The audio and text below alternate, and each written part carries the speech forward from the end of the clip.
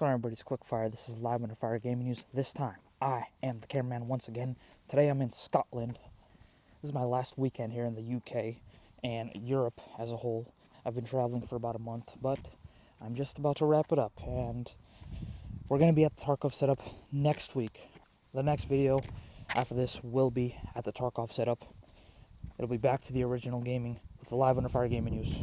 But anyways, we got some Live Under Fire Gaming News to cover. Let's start with our first story.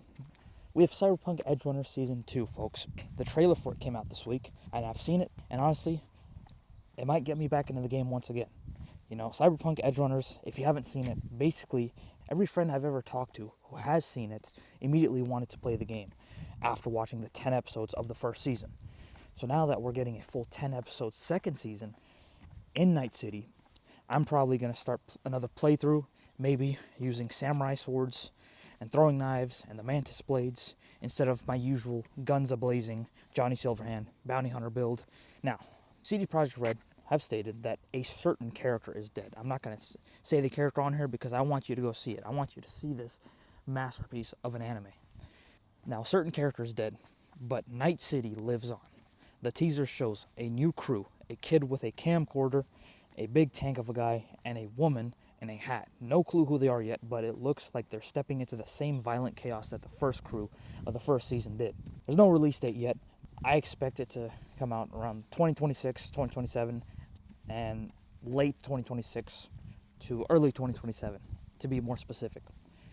And CD Projekt Red literally said prepare for sadness. So we know that this anime is going to pull on our heartstrings just like the first season.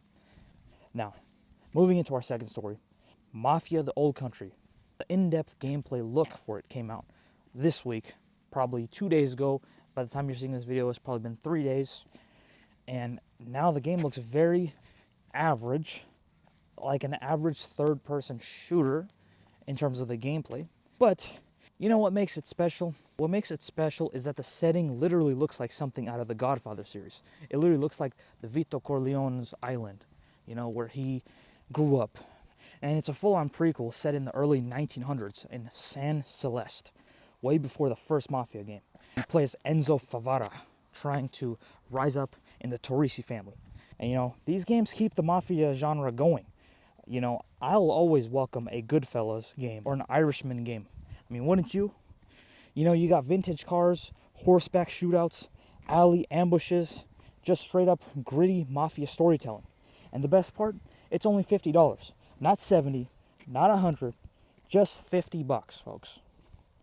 If it lands, it might actually bring the Mafia series back and stand apart from GTA and all these other franchises after GTA. Anyways, folks, our next story comes from the new Tarkov hardcore wipe. And, you know, a lot of the community is up in panic right now, okay?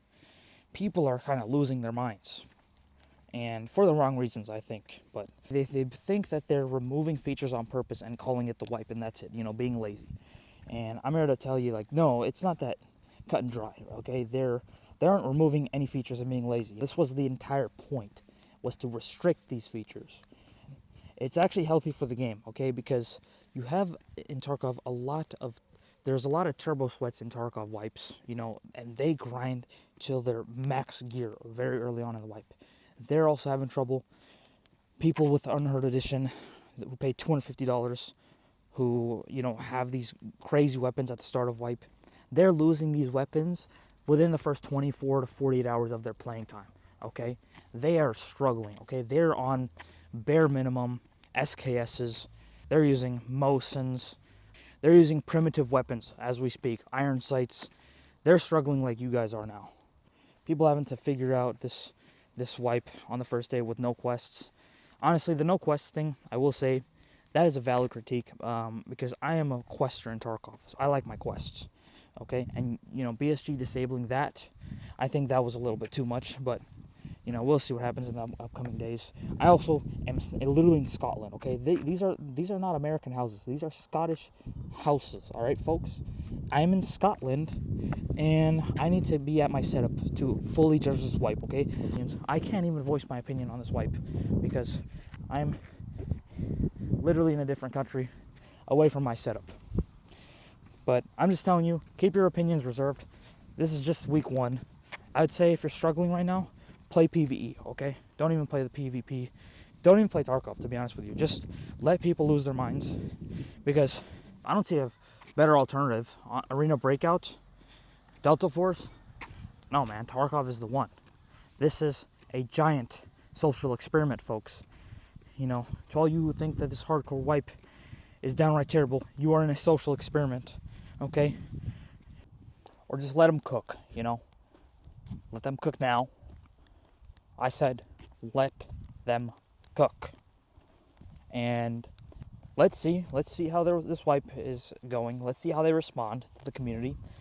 Let's see how they engage with the tweaks and the nerfs and the balances. They're going to do this all throughout the wipe. So my opinion is, let's wait and see. Okay, let's not write off this game right off the get-go here, because we're not going to get a wipe like this again. This is the only wipe before 1.0. And 1.0 is just around the corner, okay? Tarkov's actual release is after this wipe. So, and I did say in my previous video that this wipe was going to be either the best one or the worst one. And you guys are already saying it's the worst one, so, you know, maybe it is. Maybe it isn't. We got to wait and see. You know, just wait and see. I'm also, you know, not even at my setup, so I will be home next week, and I will play the game. You'll get your live on the Fire Gaming News. I'll be at the setup, playing Tarkov wipe, so stay tuned for that. But let me know what you think, folks. Are you excited for Cyberpunk Edgerunners Season 2? Are you hyped for Mafia: The Old Country? And how are you finding the Tarkov wipe? Or, you know, if you even know about Tarkov, the game. What do you think on the outside looking in? Let me know. Anyways, folks, I hope you enjoyed. This was Live on the Fire Gaming News. Leave a like if you enjoyed, a dislike if you didn't enjoy, and a constructive criticism comment. Let me know how I can better the videos for you guys. Anyways, it's been Quickfire. I'm out.